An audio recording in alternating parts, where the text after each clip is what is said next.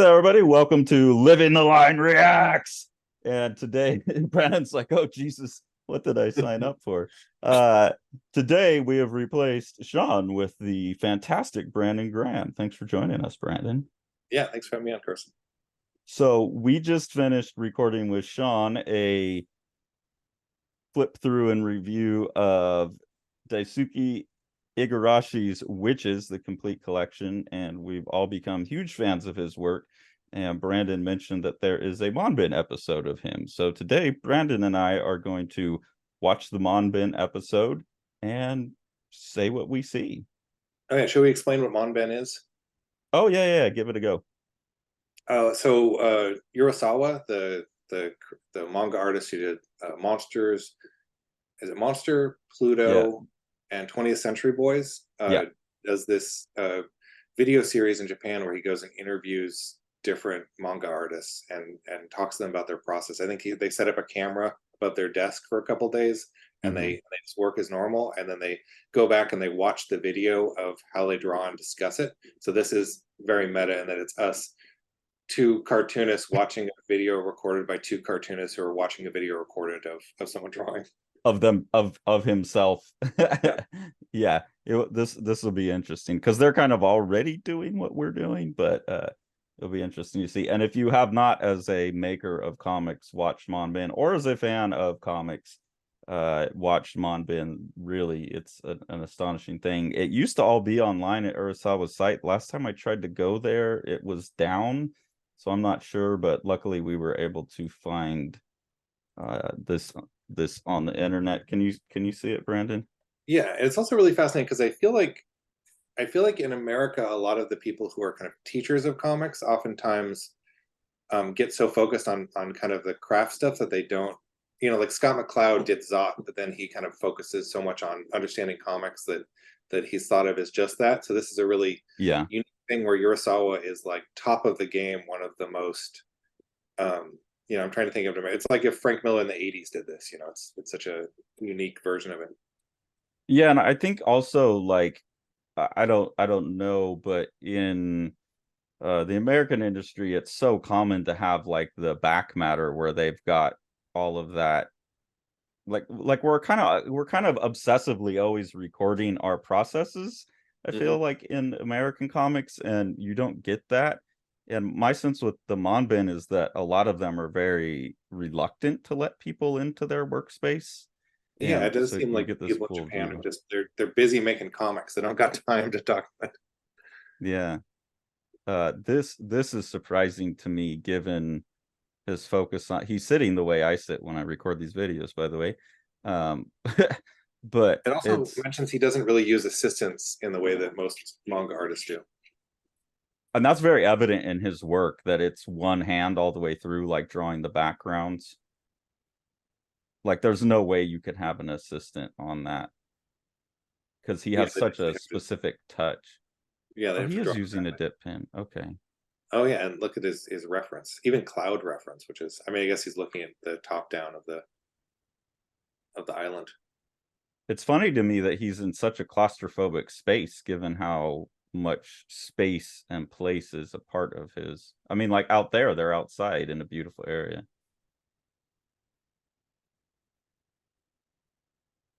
Yeah, I imagine just I don't know. This reminds me, him using his reference is I've just started to build a morgue file under my desk here. Hmm. Do you, because you work from a lot of reference that you shoot yourself, right, Carson? Yeah, I mean, that's kind of become a constraint in a sense where, like, I'll try and go out and get the exact same thing that I want to draw.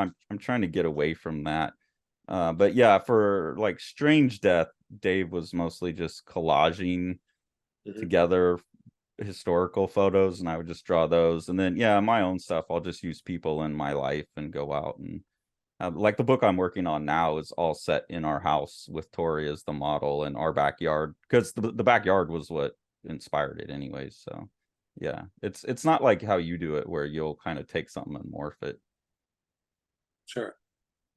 It's interesting. You see the contrast between him and Urasawa's drawings previous? Yeah, we can Row skip face. back to that, maybe. Do I have controls over this? I was also interested in, they were talking about his grip. Do you do anything strange with your grip?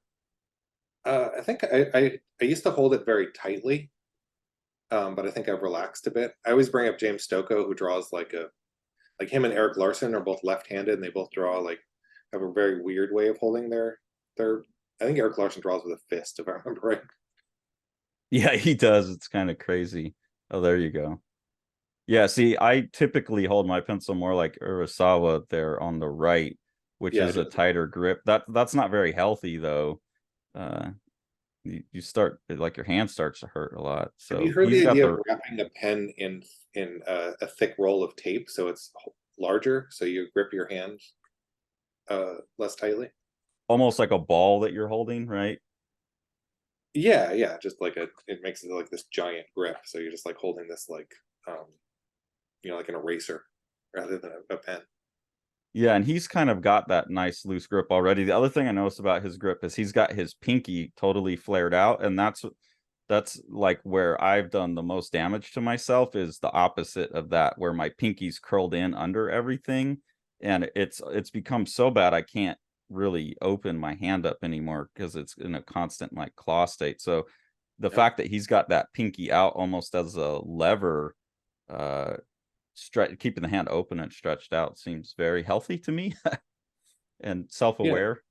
it's probably good. I do things like I'll run my hand underwater if I'm drawing for like a full day, Hmm. and, and do some like arm stretches and things. Yeah, I need to get better at that. I mean, I have made some videos about like stuff that physical therapist has given me.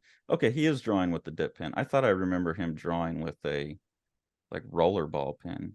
I feel like some of those backgrounds he's doing must not be a dip pen because he must be just running his hand all over it. Yeah. And again, that open grip is really nice, pinky leveraged. Uh I would totally mess up, but you can see how it gives him that stutter to his line too, which is he's actually a bit slower than I thought. Yeah, it stresses me out to watch a lot of manga artists draw where they're just like no time to stop and it just feels like on fast forward because I'm a very slower, like I make slow lines.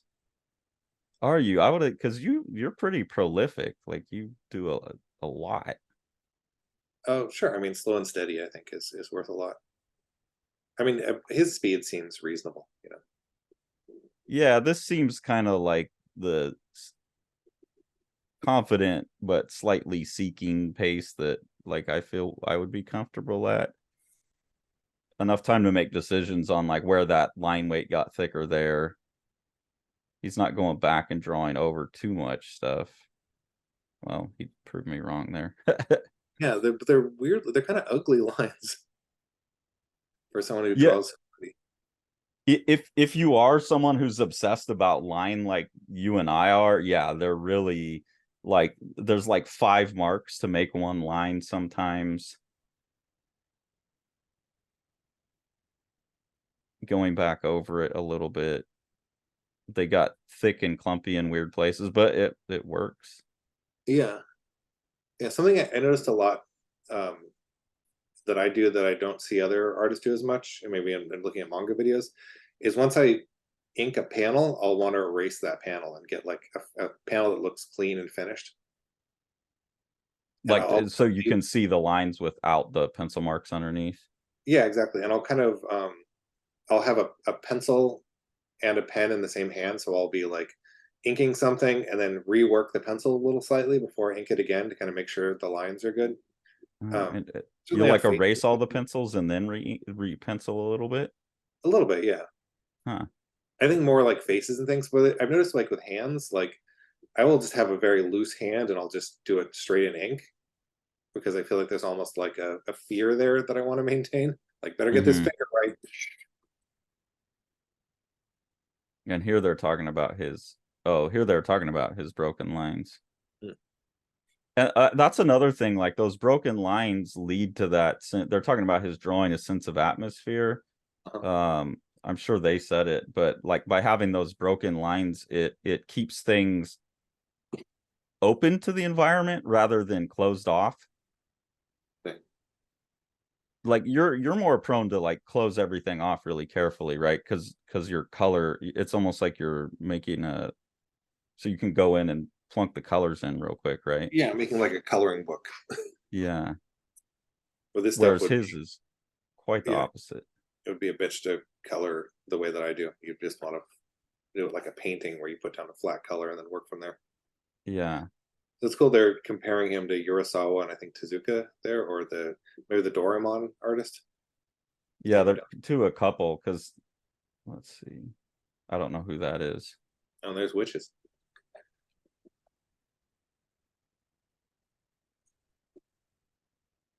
I don't know who Fujiko Sensei is. Do you know that artist? Yeah, I mean I think that's the Doraemon guy. Okay, I haven't read that one. I'll grab it off of my wall here too. I have a Doraemon snack here. So this little blue cat that you might recognize. Oh, okay. Yeah. Yeah, so it's almost the Terminator storyline. That little kid that they were showing there was the creator of the robot cat Doraemon. When he was a kid, the Doraemon goes back to help manage his life. Oh yeah, there's witches. Okay, and now he's doing what you said. Oh no, he's in. Oh, I see. He's basically got the structural information.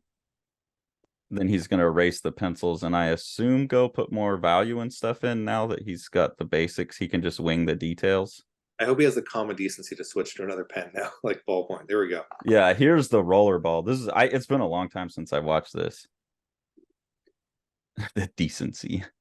And I mean, just the idea of just like taking this like very classic, it's like working with a Stradivarius when he's using the dip pen, and then he's just like switching over to a keytar, just something very, it's like a harmonica. Yeah, and it's not even a ballpoint, it's a rollerball, which is different. Like ballpoint pens have a fair amount of responsiveness to pressure changes, so you can get changes in line weight and changes in value. These rollerball pins are a real pain in the ass because they're either off or on. It's either putting ink out or it's not. And I always encourage my students to get like an actual ballpoint pen. But he's using that, and he kind of has that back and forth scritchy scratchy style. And so he's building up, yeah, his blacks by making multiple marks. He'll get those lines where there's kind of 2 or 3 along an edge. Does it make me want to get a pen like that to see what it's like to do a chapter of a comic in that style? You've It never just, drawn with one of these? I mean, I've drawn on like hotel stationery, but not ever like a finished page. Oh, these are like one of my favorite things to sketch with. I prefer a ballpoint, but there's a fluidity to the roller balls where the ink just spills off of them. Um, it's a bit surprising because it's hard to get detailed that way. He's getting some line weight changes out of it too, which is also impressive to me. Yeah, he seems really good at just managing messy lines and making them look like there's an implication in all of his drawing that it's something else is going on than just what he's putting down. I That's was that thinking, sketchbook quality that you're talking about. right, exactly. I was looking at him how he draws a city, and I was thinking that it probably is much faster to draw a city the way he does it than the way that like Jeff Darrow does it, where you're doing every window, where he's almost treating it like branches on a tree, where he's just giving you the texture and not really needing it to be exactly what the line is. Yeah, he's an impressionist for sure. Like he takes that into like if he painted it, he would be painting like I said in the other video, he would be painting like Monet or Van Gogh or something like that. Right? Isn't But there's the Clueless joke where a Monet is someone who looks good from a distance, and then you get in close and it doesn't look as good, and in Clueless she's talking about girls that way. it's the DDF, distance distortion factor. But I mean, really, honestly, those I think are the best artists where you back up from it and it has that sense of, yeah, perfect realism. You're there, and then you get up close, and it's just like this. It's a bunch of chaos, Mm-hmm. and to be able to congeal the chaos into something that feels so natural, like that to me is like the best thing in art because it's a real high wire act. Do you think he's doing the screen tone digitally or physically? I'm not sure. I wonder if they'll show that or not. Oh yeah, he's got hardcore reference for this page. That makes sense. Yeah, but the putting the screen cone over it almost exaggerates the effect of the impressionism that you're talking about, because it just makes the grayer thing where that your kind of mind is seeing detail that might not necessarily be there. Yeah, and I mean it goes with like out of impressionism you get pointillism too, right? And they were very interested in light and atmosphere over object. Like someone like Georges Seurat would be saying that they're painting the light between the, and then a lot of the impressionists would say they're painting the light between themselves and the object rather than the object. Mhm. And so yeah, that dot tone pattern gives that. There's a flickering to it, right? Like there's almost an optical illusion where you see the little flicker between the white and the black. Yeah, the way that he draws makes me think that must be very he must listen to good music he likes while he works. What about it? What are you seeing that's There's a like it's hard to not get into like a joke with it because it's like jazz, man. It just feels like he's like really like in it, and it's like we were talking about when we were reading the witches book in the other video about how much it is kind of the rhythm of the thing. Like he yeah. knows he's looking at reference material, and he's knowing kind of how to translate that into lines and knowing what lines to leave out and what lines to leave in. And I imagine there's a lot of just not thinking when he's doing this and a lot of just going with it. And he's much faster when he's looking at reference too, because he's not having to find the form. It's there and he can, yeah, he's like he's improving based on his perception. I bet he's not even looking at the drawing that much. He's probably spending the majority of time looking at the photo, just moving his hand like hand-eye coordination. Yeah, I think you're right. I was Because yeah, really he's shocked drawing when I way first, faster. yeah, and I was really shocked the first time I started doing that. Like I would realize I was inking something on a page and I was like looking out the window. I was like, I'm not watching my hand draw. This is terrifying. And then the older I've gotten, I'm just like, oh, that's just a regular thing I do now. Yeah, I have assignments that I give my students where I'm drawing something in Photoshop. Well, I have a drawing on my tablet, and then I'm drawing with the same gray that is the background. Like I have two layers of gray, and then I'm drawing on top of it with the same gray. So their task is to follow the cursor on the screen on a paper in their lap. So they're not looking at the drawing, they're just following the cursor on the screen with their eyes, and then their hand's supposed to be following their eyes. And it's after doing one a week for 15 weeks, it's pretty impressive how many people can get pretty close. And it's one of the main things I stress is that if you can get good at hand-eye coordination, you don't even need to know what you're looking at to do a decent drawing of it. Like you can just watch a cursor go on a screen, and then at the end of it, you go, "Oh, I drew a lion," and it looks to me like he has done that so much that he has that ability to just look at the picture, and where his eyes move on the picture, his pen moves on the paper. And that's a level of absorption that we're talking about in his work too. He's absorbed in whatever he's looking at rather than in the drawing itself. Yeah, yeah, very much so. Every time it shows his reference shelf to the right there, I just see the one book that's called Gun. Which I can't imagine. Well, I guess it did show up in the that one storyline. Oh yeah, yeah, he did have military guys with guns. He went to art university and major. Yeah, he's a painter who painted Wind and Rain. That makes sense because he draw. That's what I was saying. He draws like an impressionist painter, I think. Yeah, and I imagine if he was living in another country, he would have gone into fine art, but in Japan, it's probably much more likely to end up doing manga. Yeah, I mean, well, it said he went to a fine art university, so um, I haven't been paying enough attention to what's going on in the subtitles. Yeah, it's funny in America how much falling into comics for people is almost accidental.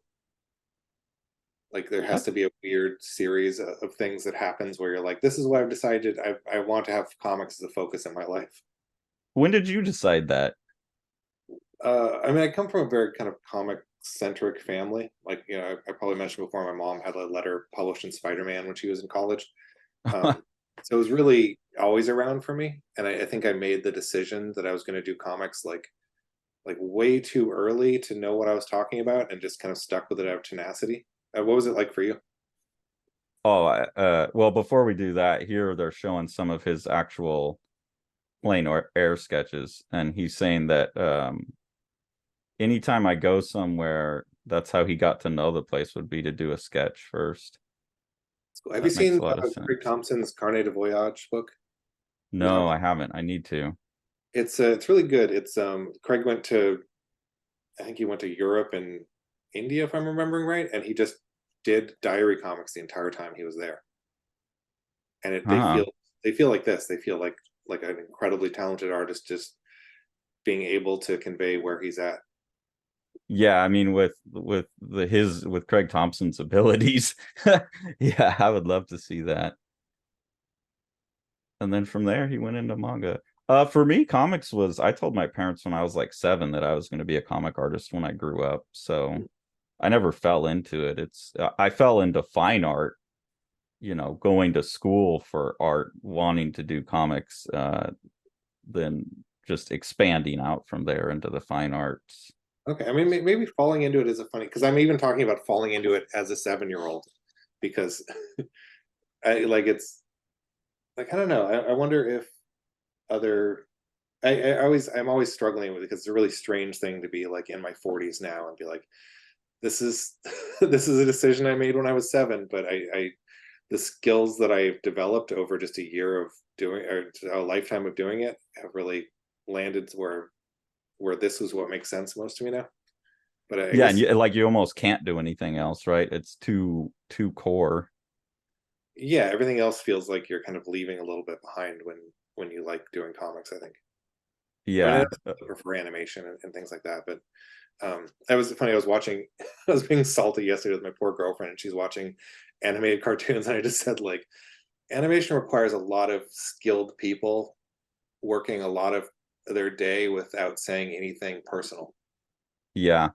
I've never And been able to watch animation, really. I Something about it is not appealing to me. Look at this drawing though. There's that like it's total beautiful. sloppy mess. Yeah, I think it's a bummer when I'm around people, because I my boilerplate thing is I just tell people I don't like, it stresses me out to watch animation. But there's some animation I love. Like I watched the Vampire Hunter D cartoons the anime the other day, and they're fantastic. But yeah, something about just like normal animation, like your standard like storyboarded in America, sent off to Korea to work on. There's I look at, I watch it, and I imagine a guy in a cubicle working, where I don't get that with a lot of other. Like I don't read a book and think of someone at their desk, you know. Yeah, I don't ever think of that. It's just it doesn't I don't know what it is. I just don't like watching drawings move. It doesn't feel right to me. And yeah, obviously all my students know that I love comics, and so they start wanting to talk to me about the anime, and it's like, nah, why just talk to me about the manga, please, because I'm not going to watch the anime. I hate watching. Yeah, there's some cartoons I really love, but they Yeah, usually have high frame rates and that's interesting, oh, because look I at think a those lot of people, effects. comics feel like a road to animation. Like animation is the better, more accessible. Like Miyazaki obviously seems to care more about animation than comics. No, I prefer comics. Oh, he is doing hand tones. Okay, this is going to be exciting. Great Man, he person. just put that shit's not cheap, is it? Damn. How much are those a piece? How much do manga artists write off on their taxes every year just for I wonder fucking if it's.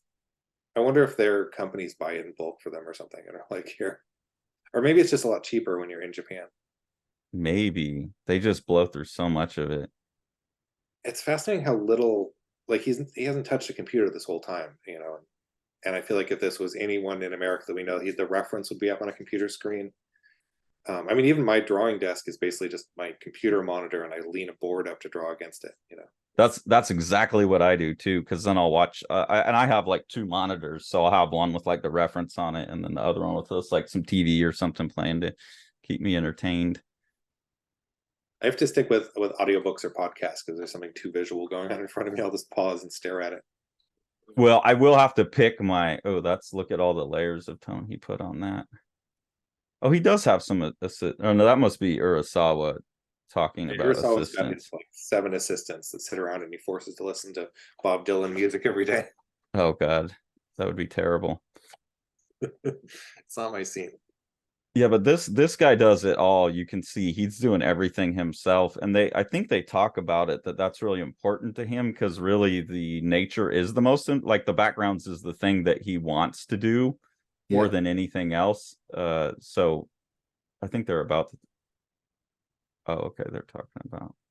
Yeah, like I think for me and maybe for you, it'd be really fun to collaborate, but it would have to be with someone that you like. Like I could do it with somebody who I regarded as like me and my friend Farrell did a. I don't. It was never finished, but we did a 20-page comic, kind of roughed it out and penciled it and started inking it together. And that way, like, What do you like when you say for me and you it would be fun? Like what particular about both of our processes or whatever do you think would lend to that? well, I feel like we're both into doing everything. You know, Yeah. like I don't look at your work and think like, oh, Carson just draws likes drawing, robots with guns. It's like it feels like you're into drawing everything. Yeah, I like so right here. It's super awesome. I love that he has this setup, um, where he has it built in just naturally the way he moved that he jumped up to get like a 3 feet away view of the page, so he could see it from a distance. That's smart. Nice. Um, yeah, I think there's a lot to be learned from in collaboration too. Yeah, because there isn't like I'd get bored so easily that I'm always wanting to change things up, and um, I like to be surprised by my art, and I feel like collaboration's the best way to be surprised in the process. Yeah, I mean, I certainly like it. And I still like I'm still writing for other people, so I enjoy that aspect of it. Um, Yeah, just like seeing outside of your own head is nice. And I think I grew up because I grew up wanting to do comics. I always grew up with the idea that like the jobs are split. When we were growing up in the 90s, it was penciler, inker, colorist, and writer. And so you kind of just had collaboration built into it. And like I came up yeah, like in message boards and stuff.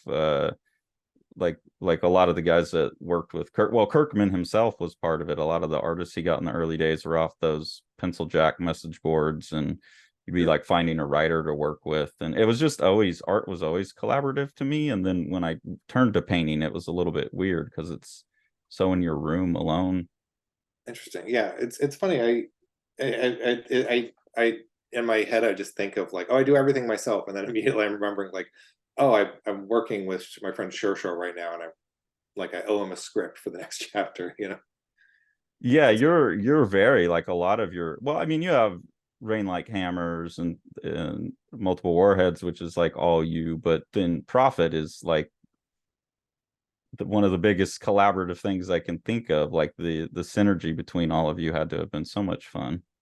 yeah. Prophet was really really fun. It was strange in finding people that like it was kind of a je ne sais quoi of figuring out who could fit the feeling of Prophet, Hmm. and And each different variant on it. yeah, and some stuff worked better than others, obviously, but I think it was a fun experiment. Do you have like when you were on that book, like when you tried to write to the artist, or you're like got an artist in mind for a thing and then was like, Yeah, this is who has to. I got really into writing for the well, basically because it started off the idea was I was like Simon Roy was the kind of core main artist of it, and so I was thinking about like how stuff relates to Simon's work always, and so That like makes Farrell sense. was the obvious get to because I felt like Simon was like very like Simon and Farrell are always artists that I feel like you could like they could get teleported back to the 1940s and still be able to work as cartoonists. Yeah, yeah. Where someone And like Yanni, who did most of the Prophet stuff, his stuff is so much more manga. So I was almost trepidatious about his stuff initially, but then I think it added a cool element to it. And a lot of it in the initial stuff, I was almost like trying to push against the trope stuff he was doing. Like I remember he drew a character with a giant berserk sword early on, and I like use that to a fish squid weapon. So it's not just like a Final Fantasy or berserk reference. but kind of had like a broken stuttery line like this guy too is interesting. Yeah, if Yanni I'm if does have a bit of this stuff to his. yeah. So here you're right, that he was in the fine arts world and then jumped into manga later.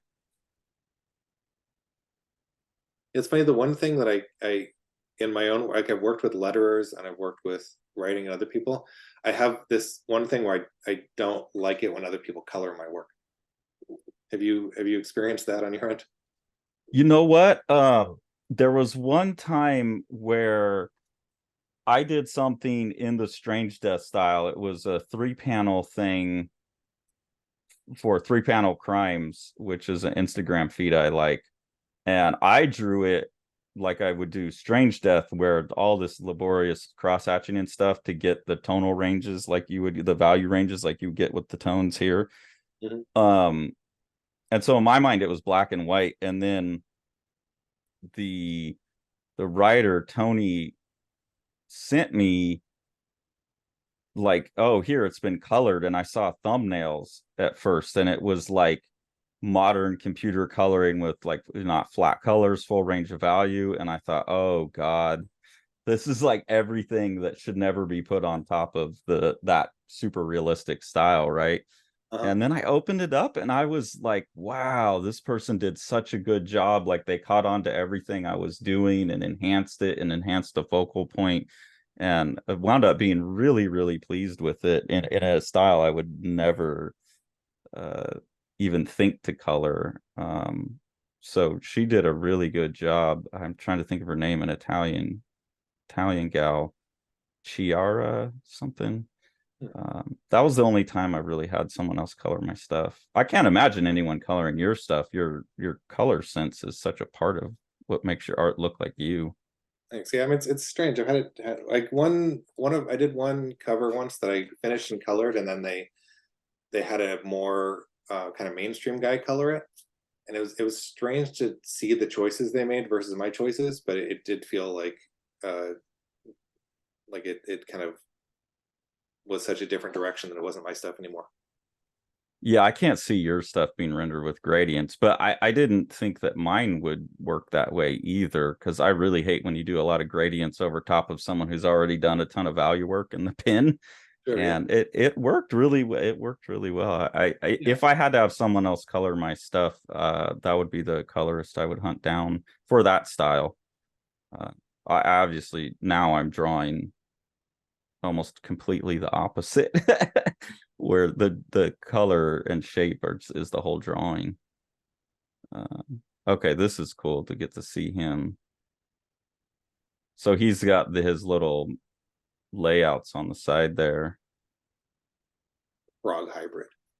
Yeah, the frog hybrid. It's nice to see him inventing the stuff too, because it's not all photo referenced, Yeah.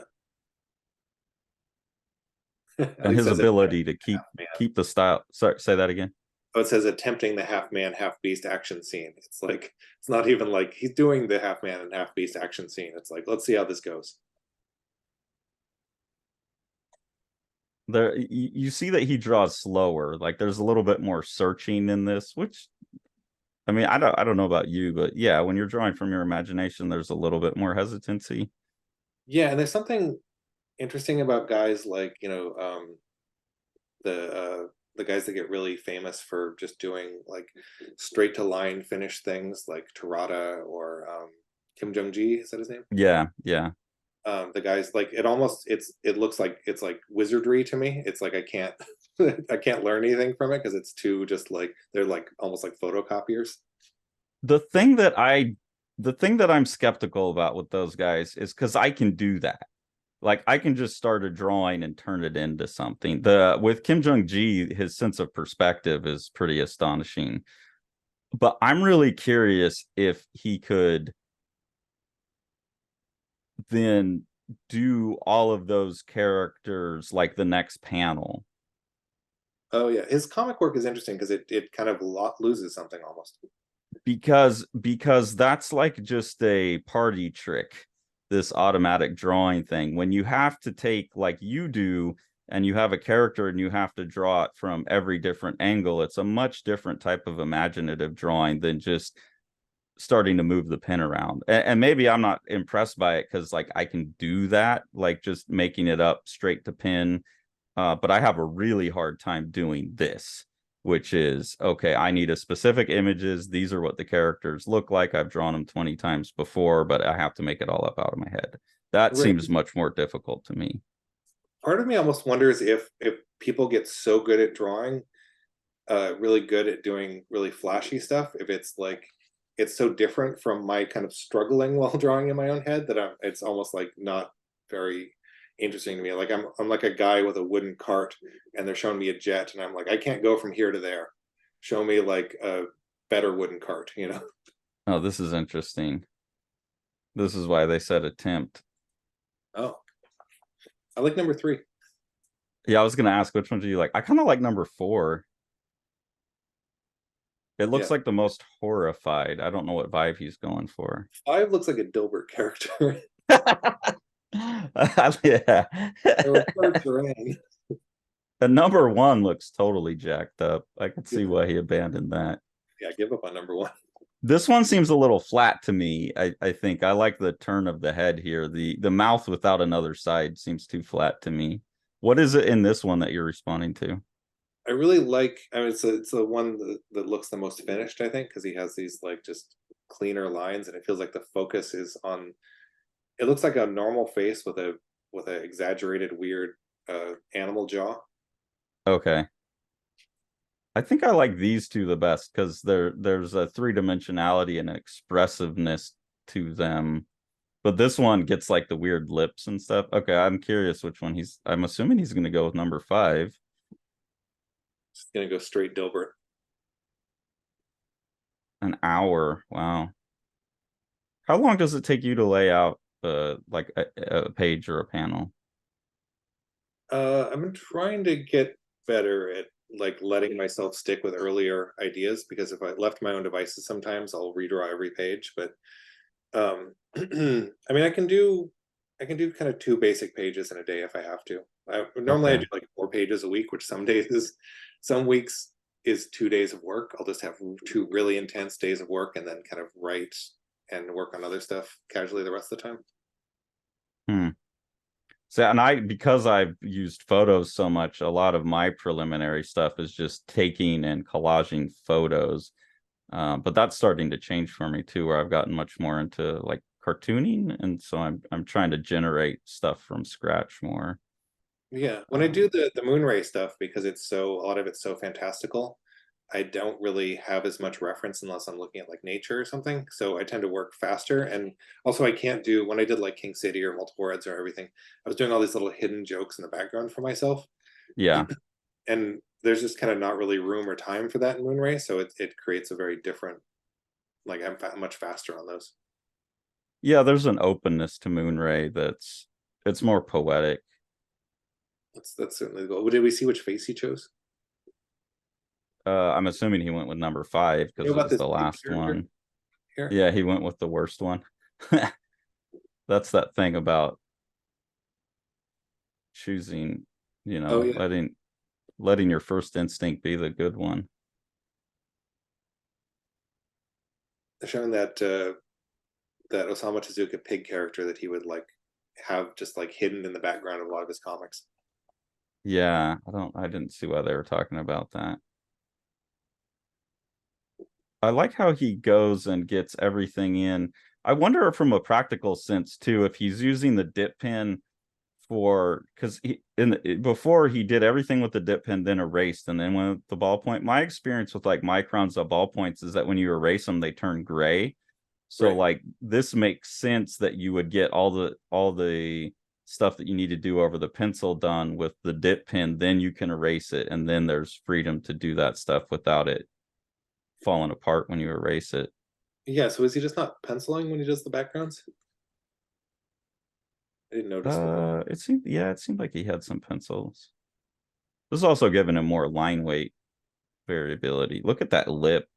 That looks like my Labrador's lip, just hot roast beef. I like that. This is a cool page too. It looks like it's kind of an overlaying of 2 panels. Yeah, like their faces coming over the top of the action for more 3 hours. It's nutty that he's doing this all by himself, though. Yeah, yeah. I mean, I guess have you ever worked in like, I always wonder what it'd be like to work in a studio with people. I guess me and Simon Roy worked on that a bit when we were doing profit stuff, but it wasn't like handing pages back and forth. Oh my God, look at that drawing. Kevin Jesus. Eastman and Peter Laird built studios that had a window between them so they could hand back Ninja Turtles pages, but I guess they never actually used it.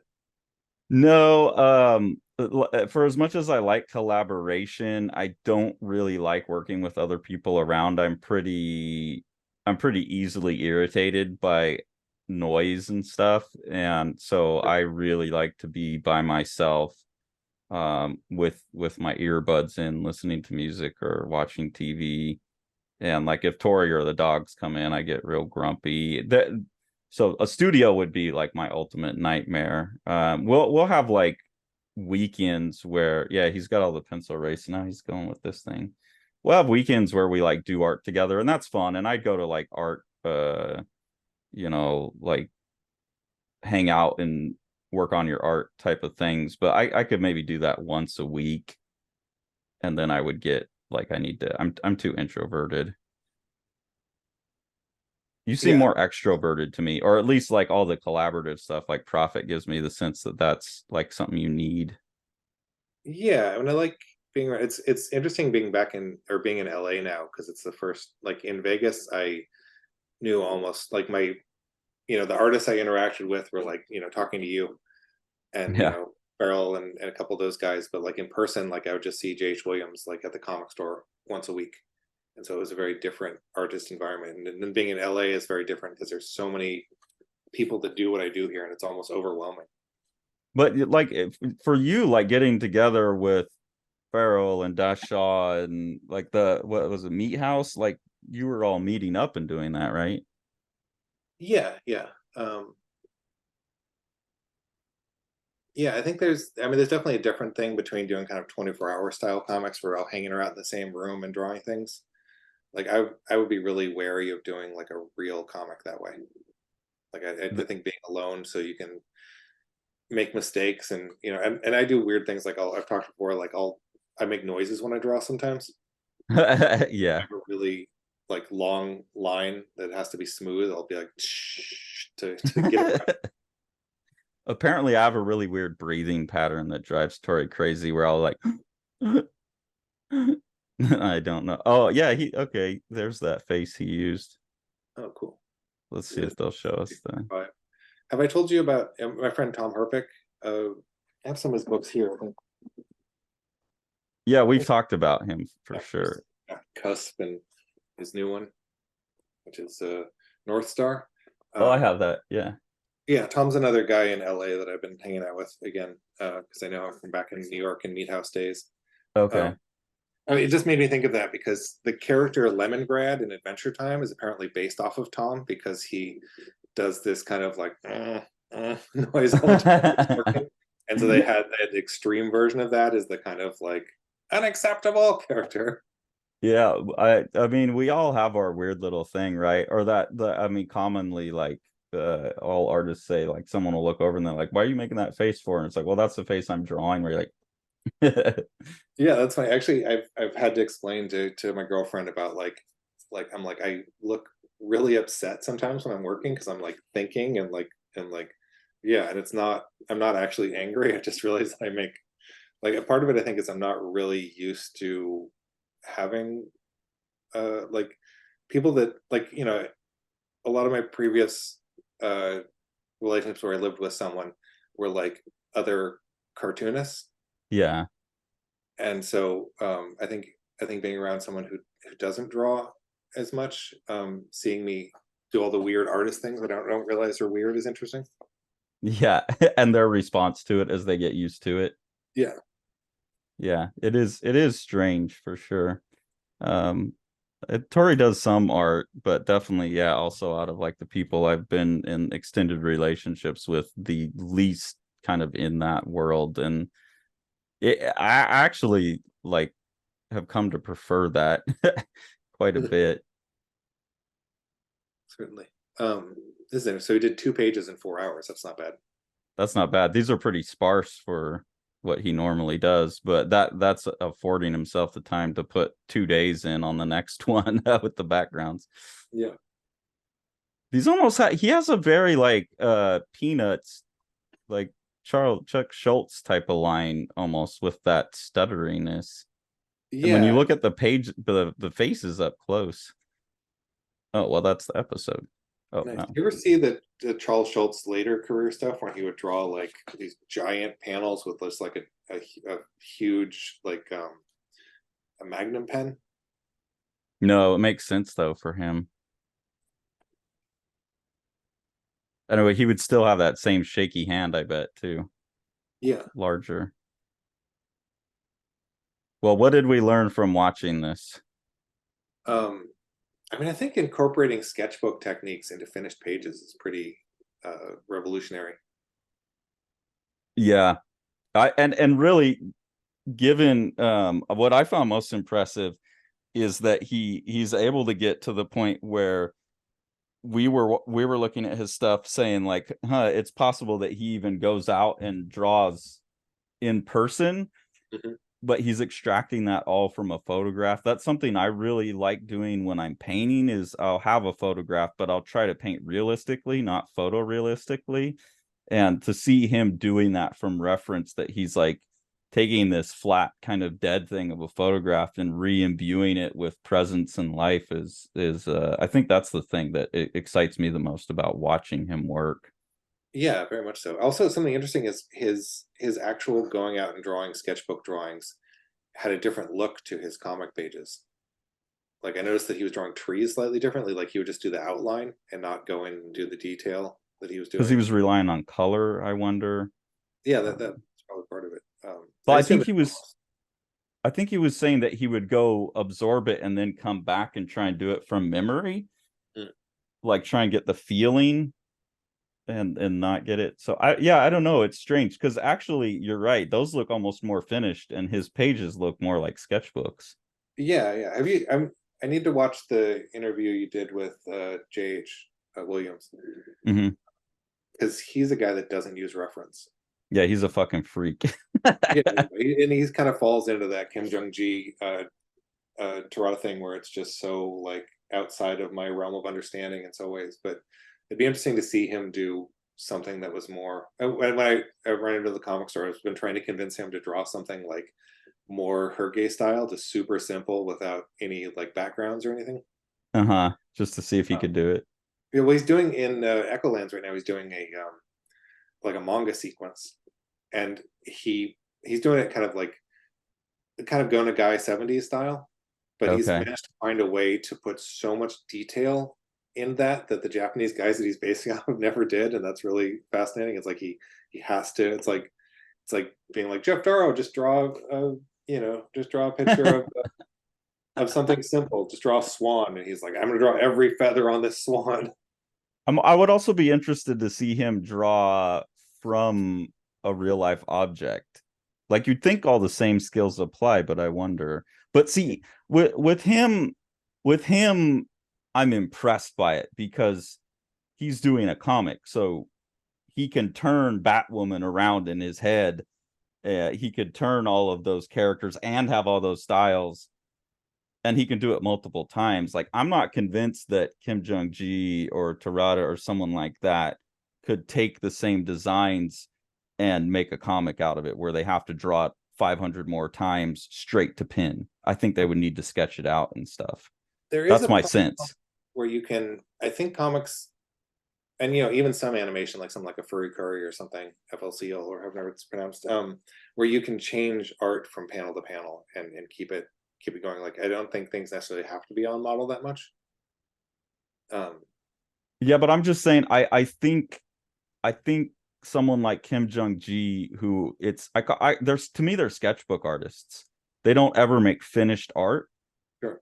In my mind, like even though he'll do a big gigantic drawing on a wall, it's kind of just like a big ass sketchbook where he just starts and the drawing takes him wherever it goes. Yeah. I'm more impressed by people like you that are creating a world and then can keep keep those images over and over and keep consistency. It doesn't have to be perfect to the detail, but like just the fact that you have to draw the same thing from multiple angles, like I bet those guys either would have to go and sketch it out a little bit more in pencil first, or like you said about Kim Jung-ji's comics, they're just, I've seen one or two of them, they're just not quite as good.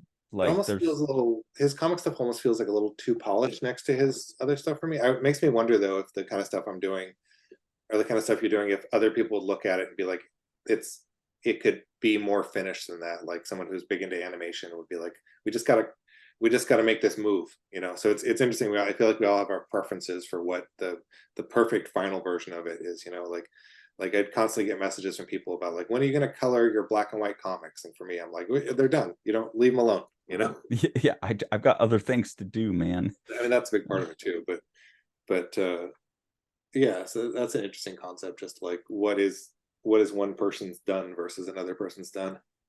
Yeah, and also like what we find impressive is like I don't find Kim Jong-gi that impressive except for his ability to keep everything in those distorted perspectives.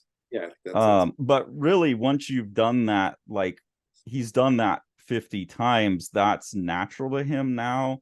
And I don't know, I like that automatic drawing stuff doesn't impress me because I do a lot of it and I feel very comfortable with it. I know what it is. And I always feel like everyone looks at my sketchbook stuff and like, wow, this is so impressive. You must have an amazing imagination. And it's like, no, I don't see anything in my head. It's just a trick. Like you just start making lines and you've learned enough about form that you know how to make form look 3D, and then you can't really fuck up from there. That makes sense. Yeah, I do. I've been thinking a lot more about how uh, I do get a lot of admiration for things that I know I can't do. Like Alex Ross is a guy who, when I was younger, his work just kind of went over my. I was just like, oh, it's photo superhero stuff. It looks like real superhero stuff. But the older I get, the more I'm like, I can't do that. You know, I might be able to do it, but I don't think I could do it like he does it. Yeah, like I could paint as realistically as he can, or more, actually, probably more photorealistic. Oh, sure. But I would never be able to. Yeah, I mean his sense of dynamism that's still in there with the references, and his ability to take a reference and then more, and his he can draw out of his head. Like when me and Sean talked to him, we were looking at some of his sketches. He can draw out of his head as well or better than J.H. Williams. He could probably paint all that shit out of his head without a photo. He just likes having them around because they give him Yeah, extra detail. It's like makes fuck, sense. No man. doubt. And there's artists too, like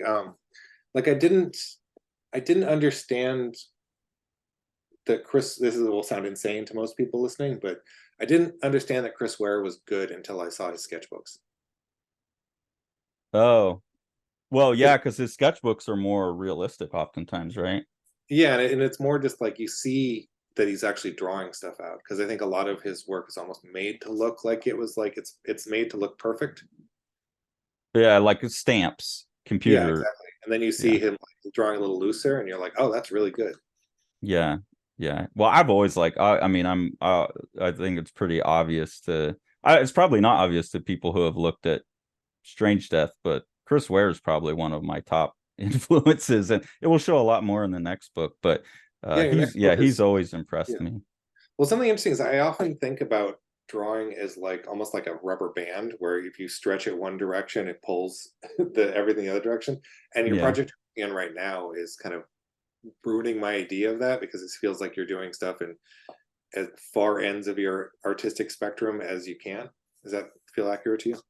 Yeah, I mean that's kind of embedded in the narrative of that is the character is very rigid, and everything's like in a box, and so that style has to be that very flat, no line work. The shapes define everything, and it's very stiffly cartoony, I guess. Like the character's fluid, but it's very Chris Ware. Uh, and then the her response to the world outside of her is like, in my mind, it's Sergio Topi. So it's Okay. like the book is like Chris Ware versus Sergio Topi, and I get to draw on both of those kind of I'm going to be stealing a shitload of stuff from watching this guy in terms of atmosphere and rain and all of that kind of stuff. But yeah, it's like someone who's scared to go outside, and so everything's tightly packaged in a box. But then when they go outside, you get that like holy fuck explosion. Oh, that's really cool. So that's embedded in the content, and it's really fun. I mean, because I get bored, and I will never know one thing that I do will ever look like anything else I do. Terrible marketing strategy, but it's the only way I can stay interested. Yeah, I mean, I think that's more exciting because I think that there's a difficulty in like there's almost an attrition to comic art to excitement about comic artists sometimes because you have guys that come out and they're fresh and amazing and everything, and then they do a new series and you're like, okay, that's kind of like the old one, but a little they've rearranged the chairs too much, you know, a little Yeah. bit. It feels like a lesser version of it, and you get guys like I don't know, like I love his work, but like a Jim Starlin is a guy who did like Dreadstar for me is like peak Jim Starlin because it's him doing essentially his take on a lot of like a slightly more adult version of a lot of the superhero comics he was around. And so Thanos to me just feels like a less so Thanos is basically his Dreadstar, but it's also his whatever the villain is in I'm sorry, Thanos is his uh who's the Kirby villain from New Gods? Oh, Darkseid. Darkseid, yeah. So Thanos is Yeah. basically Darkseid, but then he had a better Darkseid in Dreadstar, is what I'm trying to say. Sorry. Oh, okay. Yeah, So he has I three villains that are all basically the same character. Yeah, at least three, because then he did it in Brood too. Was kind of anyway. I think it's interesting. me and Sean were watching Jim Lee draw, and Sean was saying, "Do you think if Jim Lee wouldn't have got so popular, that his style would be further away from where he started than it actually is now? Like he's made some refinements, he's slicked it up a little bit, but it's Jim Lee looks like Jim Lee pretty much from X-Men on. I If you mean, look a at little Jim's, bit more wild than Wildcats, but oh yeah, that's the implied name. I feel like if you look at Jim Lee's early stuff, he feels like a guy who's just like salad barring his favorite art styles, where he's just taking the best from this and the best from this, and it's really impressive. And I feel like the more it gels into what he actually draws like now, I feel like it almost becomes less impressive. yeah, and that's kind of what we were wondering. It like if you get too popular with something, does it stagnate into a formulaic version of itself that doesn't evolve anymore? Sure. Um, versus where, like, I'm not a this is just something I do on the side. Like if a book doesn't sell, it doesn't really matter to me.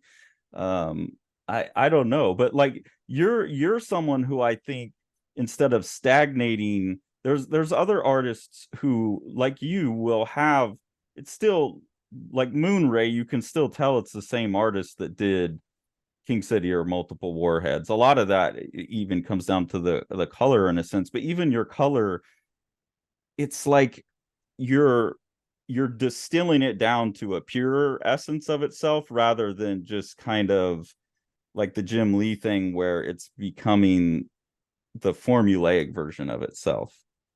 Yeah, I mean, hopefully it's a. I mean, maybe it might be that I have the fear of that in me, but part of it is like, I mean, I think I've talked to you about it with Moonray. I'm trying to almost day job it more and be like, let's just show up to work today and get my pages down to this next story, and it's almost taking out a lot of the like showboating I did in my earlier work.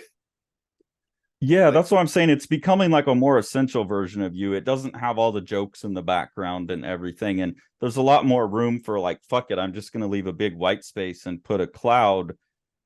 But it's becoming more elegant because of that. yeah, well, I think it is good for artists to or I should say it there's both good and bad things that come from people really appreciating artists too much. Like I wonder if Jim Lee's Yeah. in an environment um where he puts out a book when he's like a young man, he's doing the X-Men thing, and everyone's just like his community is around, it's just like more of that, you're a genius, you've never done anything wrong. and there, I wonder if there's any artistic struggle past that, and it's more just like okay, more of the same. Like I don't see much in his trajectory where he like hits a wall and is like, I need to rethink this, or this isn't going to work. It always just feels like different versions of what worked on X-Men is everything Yeah. that he's doing through his entire career. And it's, I was even thinking like Heimer Hernandez is really interesting because he's, at least I might be totally wrong about this, but from an external point of view, it seems like he's been almost like protected from having to operate in the artistic world the way that other people do, where Yeah. Fantagraphics like just keep doing the one thing you want to do.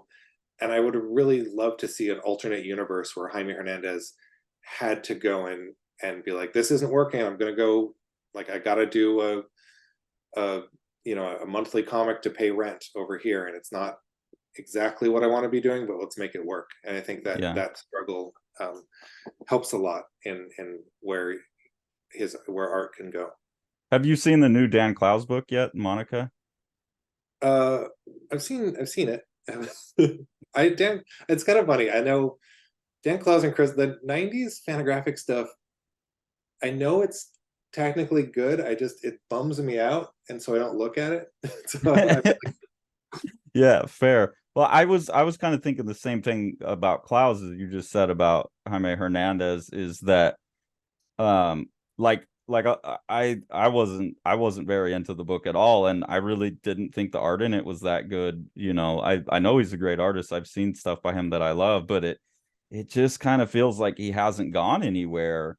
And I think it's that same thing about, like, before that book even came out, it's like the expectation is already there. It's going to be the book of the year. And that decision has been made. And he kind of just like rolls with it and allows that to be out there.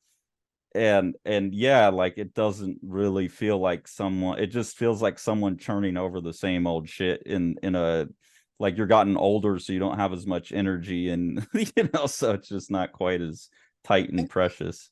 there's probably positive versions of that too. Like I feel like if you haven't, if you're an artist and people believe in you so much, then you could use that to do really artistically risky things.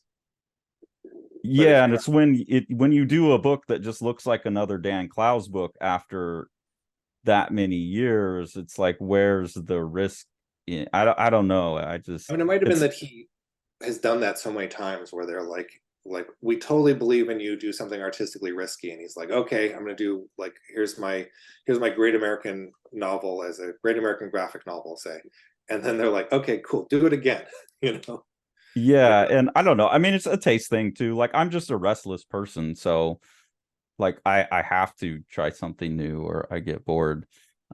So personality wise, I get it. But yeah, there's people like you, and really the best I can think of is the band Meshuggah. I don't know if you listen to them or metal at all, but they're this metal band that has this very particular sound. And I mean, you could almost accuse them of sounding the same on every record, but for many, many years, every record they put out just sounded like they squeezed the essence out of it and got a little bit more pure and a little bit more pure version of what they are.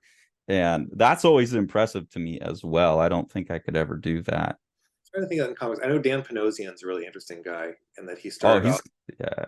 yeah, he started off like he was the original artist on Prophet, back in the '90s, and his art style is unrecognizable now, but so much better. And like he's doing, like, his book Slots is really great, like boxing, gambling book. Oh, he's Uh, become a fantastic like ink slinger type artist. Yeah, versus the Rob Liefeld stuff. I'm trying to think of a comic artist though where their stuff remains recognizable, but they're better 30 years later. yeah, I mean, I'm sure it's a switch up too, because then you have a guy like Paul Pope who, like, he had this like very '90s cool to his work, and then you look at his like Heavy Liquid 100%, and it's like abandoned some of the initial stuff, but it's also got something new to it, but it is the same thing. I'm interested Still in what very. boys. I wonder, yeah, it's interesting because I wonder if there's somebody who, because even like a guy like Hergé who did Tintin, like the last Tintin book is not the best Tintin book. It's more like somewhere in the middle, probably. Well, I think some of that's age. Like, once you hit 60, 60 something, like just physically some of the things that can make an artist so impressive get harder to do. Yeah, but there's uh, writers who their later books, like I think Hemingway would probably disagree with me, but I think his best work is his last work. yeah, but for a writer it's easy because like there's certain things like Dave Sim trying to get into this hyper hatchy stuff that he did on Strange Death. Oh, sure. His like I guess he's drawing again now, but his body literally couldn't handle it, and like I couldn't, there's no way I could draw in that style for the rest of my life. I don't know if I could do another 10 pages in that style without my hand falling off. um so I think like, but with writing there's a chance, and I think like your work is a good example of it, because you're living life and gaining experience and contemplating, and like you're getting wiser with age, and then that leads to better writing, I think. Hopefully, yeah. I'm so much less confident. I'm getting it back, but it's really fascinating to me the level of insane confidence I had in my 20s versus like in my 40s.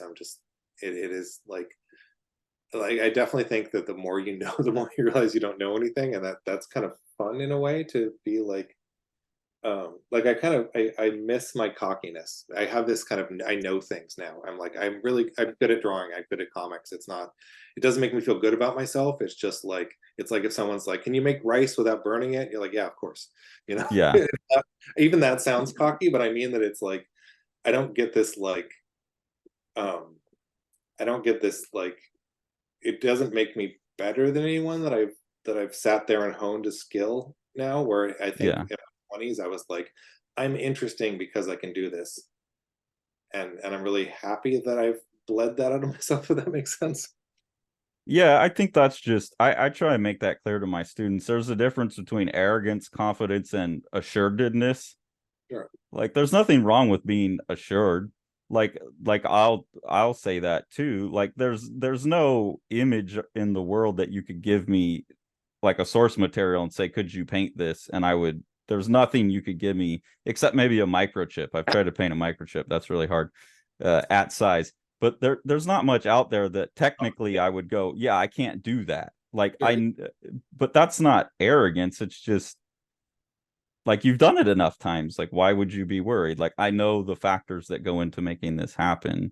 Yeah, but I Uh, guess the worry comes in if you are like a Daniel Clowes guy, where you're just like, just just juggle these chainsaws in a new way that impresses people, you know. And it might just be that um it makes me think of, this artist who you're kind of following their career and they do something where you're like, ah, that one's not as good as them, I'm gonna miss this one. And then you realize like they didn't put their body of work is very limited. Like Masamune Shirow is a artist who I love his work. And I remember like Ghost in the Shell coming out and being like, I don't like it as much as Appleseed, I'm not going to read it. But now I have like 3 editions of Ghost in the Shell because I'm like, there's a finite amount of his work and there's so much value in everything he's doing. yeah, and you see a career as a totality.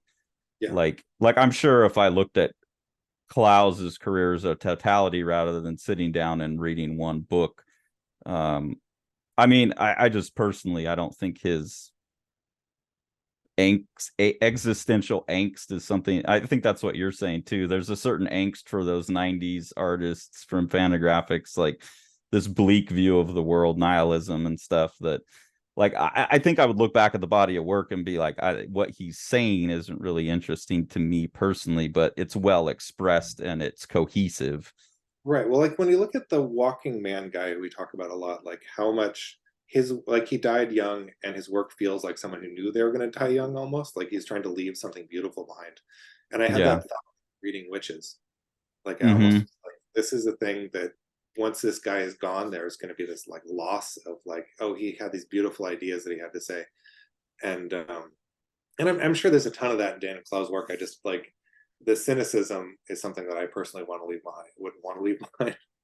Yeah, that's the thing for me too, is like you have distilled down to what you're doing, and from an objective point of view, saying this is what an artist's trying to do, he's done it very well, congratulations. Like I can say that. But then yeah, personally it's like I don't know, why would you want to say that though? like that's subjective. Yeah, I found And angst and scary and bleak is easy to do.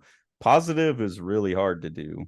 yeah, I think positivity is, and it's authentic positivity, I think is the really important, difficult thing.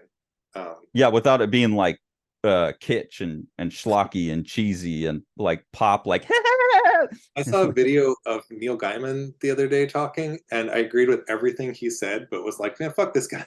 He was like, he was like, he was like, to write, I go out to my beautiful gazebo and I just like, I have permission to write and I have permission to not write. I can't do a crossword puzzle. I can't look at my phone. I just like, I watch the dewdrops, fall for a little bit, and I watch the grass go in. And then if after a while, writing is just more fun. And I'm like, I agree with everything this guy has to say, but I hate how he said it. But I have to pay bills.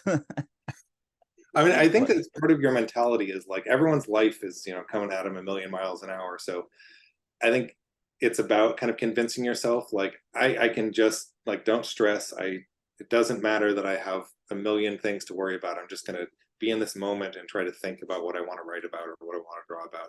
And so that requires that clearing of the mind. Maybe it's part of it is like knowing that, or positioning him as like this very successful writer who has a gazebo. Yeah, maybe yeah. I'm mad at his gazebo.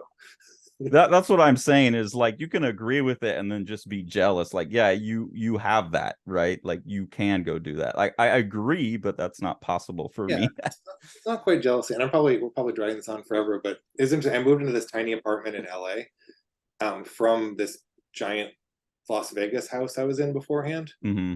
I had a pool, and I have a bunch of housemates. It's a whole other animal, but I got so much more comfortable when I was like, oh, I'm just me and my girlfriend in a little one-bedroom apartment.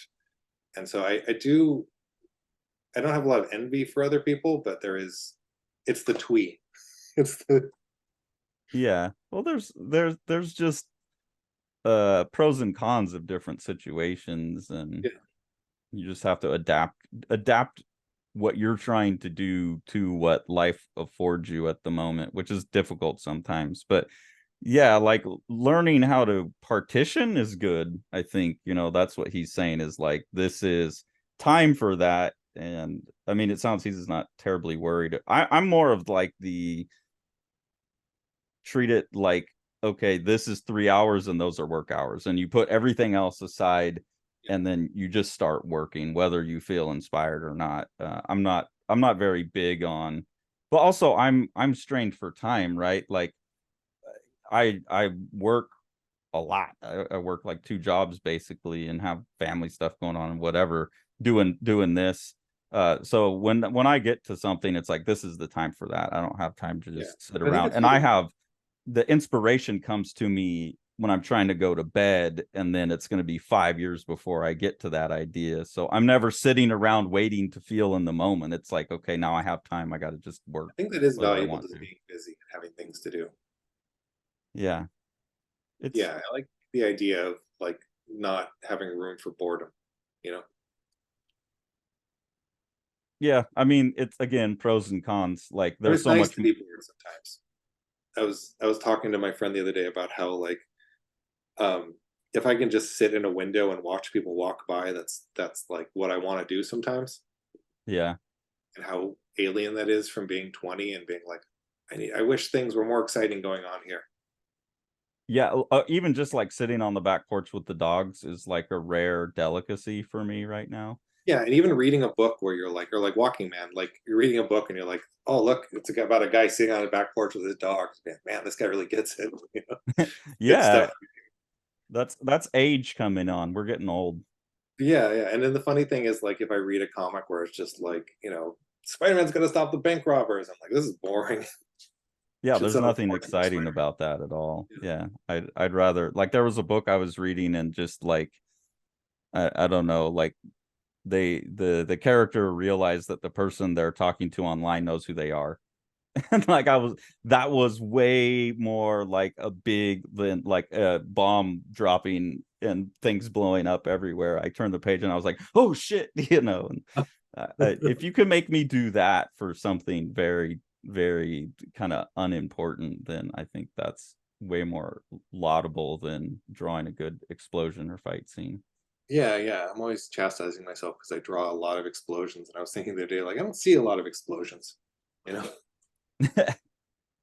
Well, but you have like the personal aspects put into your work as well, so like there's more to Yes. it. And Oh like yeah, the moments in your work that matter are the character driven moments right. The rather than explosions the less important. explosions. But I watch so much He-Man that I'm like, I gotta figure out a way to put some explosions and some Manny faces. Well, anyways, speaking about all obligations, I should get going. I gotta get some of these videos edited by tomorrow. Oh, And excellent. then Well, I appreciate you letting me talk to your ear off about this stuff, Carson. oh yeah, it's always a pleasure. It's always good to catch up. So thank you all for joining us as me and Brandon catch up and chat and have fun. And we will see you again sometime.